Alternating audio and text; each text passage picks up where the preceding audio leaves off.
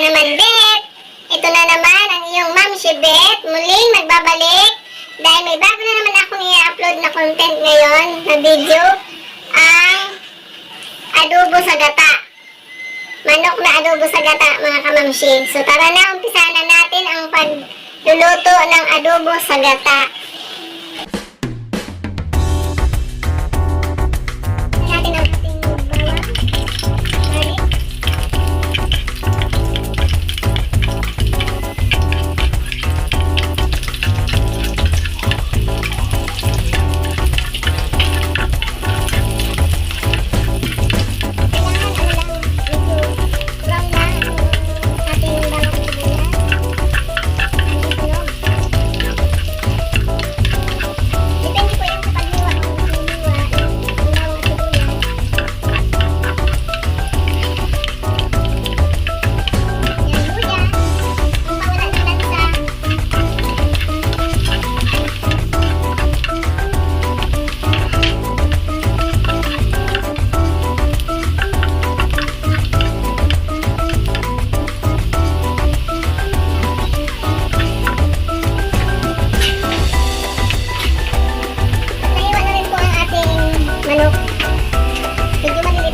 Garlic. Ayan, lagyan na natin ng toyo.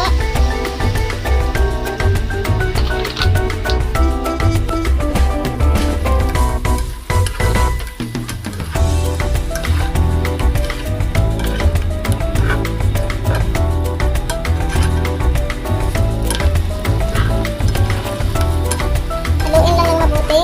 Ayan, lagyan natin ng isang tasang tubig para pakuluin at para lumambot ang ating manok. At ito ay takpan muna natin. Hintayin natin lumambot ang manok. Lagay na natin ang seasoning. Ang ating secret seasoning. Magic sarap! Masarap talaga! At ang sugar, lagyan na natin. Pangalawang kutsara. Pangatlo. Tatlong kutsara pa mga kamamshi ang ilagay natin asukal. Depende naman po sa inyo kung gusto nyo ng minatamis na adobo. Pwede naman, dagdagan ulit ng asukal.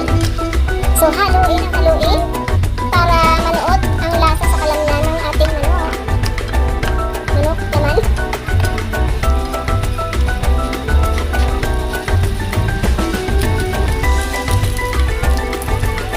Lagyan natin ng paminta. Durog na paminta. As in crack.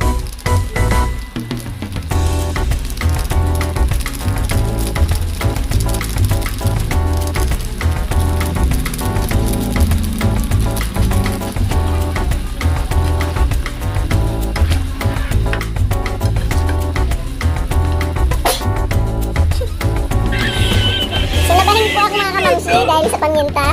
Pero bumahin po ako, nakatalikod naman sa aking niluluto. Haluin pa ng haluin hanggang sa mahilo ang ating manok. Ang ating manok. At pakuluin muna natin para lumambot pa ang laman ng ating manok. Takpan po natin ito mga kamamshi. So mga 5 minutes o 10 minutes hanggat di pa lumalambot ang manok. Papakuloyin muna natin mga kamamshi para mamaya lalagyan natin ng suka. Bubuksan na natin ulit para lagyan na natin ng vinegar. Sa Tagalog, suka. Pwede na rin ang suka sa ating mga kilikili kung ang iyong kilikili ay umaasim na. Mga 2 cup o takip ng ating suka. Yan. Haluin natin para pantay, para manuot sa kanyang kalamnan. Sa aking kalamnan. At pagkatapos niyan, muling tatakpan para patuyuin natin.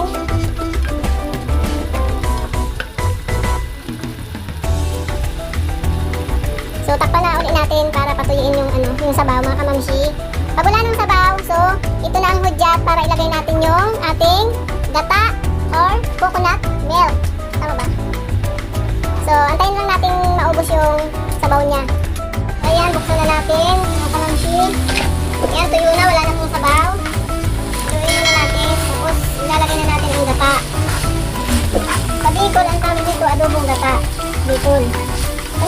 Tagalog, adobong gata. So ayan, wala nang kasabaw-sabaw. So ayan, medyo alin pa natin ng konti.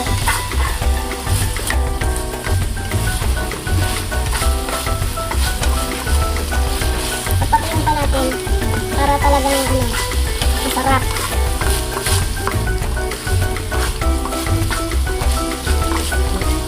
Hindi ko po siya nilagyan ng sili mga kamamsi kasi hindi po sila kumakain ng maanghang.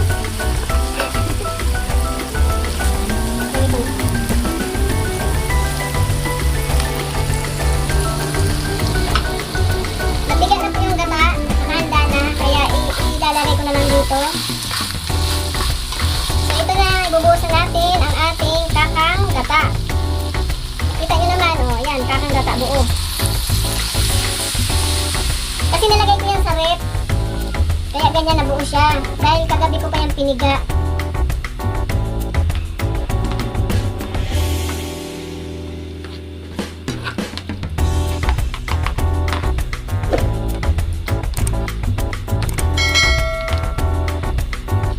So, papakuluin lang natin, mga kamamsi. At ready to serve na po yan.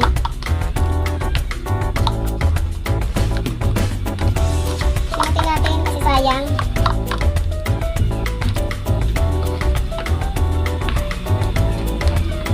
Ito yung tinatawag na adobo sa guta.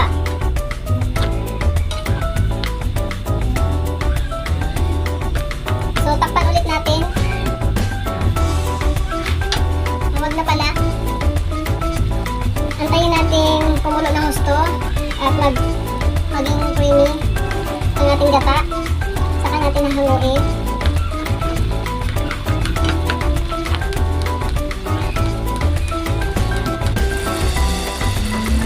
So ayan, mga kamamsi, inaantay lang po natin na kumunti ang sabaw. Yung gata ba, kumunti. Naku, siguradong parami ang kain nyo nito mga kamamsi sa adobong gata. Kaya ihanda nyo ng maraming kanin. Siguradong mapapakain ka ng marami nito at mawawala ang iyong diet mga kamamsi. Ayan, sobrang ambango-bango na ng amoy, nakakagutom na masyado. Later, lalagyan natin siya ng sili para mas masarap pag may sili.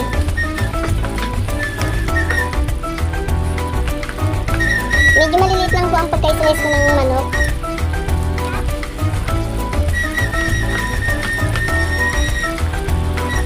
So, kung bago ka pa lang sa aking YouTube channel, please like and share and then subscribe. At huwag kakalimutan, i-hit ang notification bell para pag may bago akong i-upload na bagong content or video, ay ma-notify po kayo mga kamamsi. Pero kung ayaw nyo naman po panoorin ang aking video, pwede nyo naman po ito i-skip mga kamamsi. Shout out po kay Mary Claire Bonite at kay JB's Magkamit. Shout out po sa kanya. At nagpapa-shout out din po si Alvin, si Aloysius Benedict. Siya gutom na din daw po mga kamamsi. Kanina pa po siya nag-aantay ng ulam at natatakam na po siya. Pagod na daw po siya sa kakaantay ng aking niluto mga kamamsi. So nagpabili po siya mga kamamsi ng luto-lutuan kasi nainggit daw po siya sa akin sa tuwing ako'y magbablog ng aking pagluluto. Ayan, lagyan natin ng sili para mas masarap. Check na mga parami ang iyong kain. A few moments later.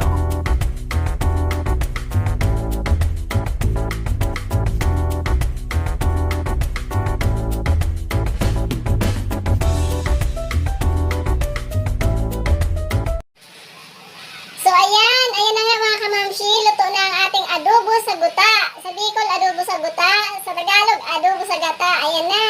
Sige na, tara na, kain na tayo kasi